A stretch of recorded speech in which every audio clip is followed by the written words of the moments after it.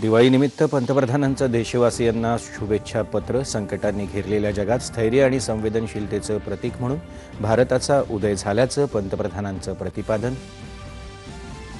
नागरिकांनी राष्ट्राप्रती असलेली कर्तव्य पार पाडण्यासह या दिवाळीत समाजात सुसंवाद, सहकार्य आणि सकारात्मकतेचे दिवे प्रज्वलित करण्याचं पंतप्रधानांचं देशवासियांना आवाहन. पोलीस स्मृती दिनानिमित्त देशभरात विविध कार्यक्रमांचं आयोजन. उपराष्ट्रपती, पंतप्रधान, गृहमंत्री यांच्यासह अनेक मान्यवरांनी हुतात्मा पोलिसांना वाहिली आदरांजली. गुन्ह्यांना आळा घालण्याचं काम करत असतानाच समाजात विश्वासाची भावना निर्माण करणाऱ्या पोलिसांचं योगदान महत्त्वाचं असल्याचं संरक्षण मंत्री राजनाथ सिंह यांचं प्रतिपादन.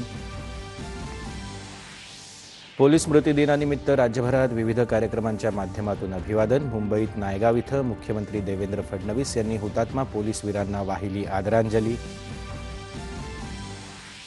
हवाई दल प्रमुख air chief marshal AP Singh यांनी लडाखमध्ये जाऊन हवाई दल आणि लष्कराच्या जवानांसोबत साजरी केली दिवाळी.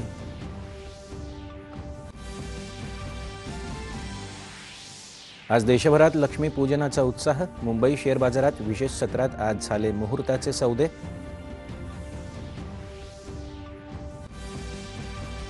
आपत्तीग्रस्त शेतकऱ्यांना 3 हेक्टरपर्यंतच्या बाधित क्षेत्रासाठी विशेष बाब म्हणून 648,15,41,41 रुपयांचा निधी वितरणाला मान्यता. मदत आणि पुनर्वसन मंत्र्यांची माहिती. जपानच्या पंतप्रधानपदी साने ताकाईची यांची बहुमतानं निवड. पंतप्रधान नरेंद्र मोदी यांनी ताकाईची यांचं केलं अभिनंदन. आणि नवी मुंबईत एका बहुमजली इमारतीच्या 3 मजल्यांना लागलेल्या आगीत 4 जणांचा मृत्यू, 10 जण जखमी.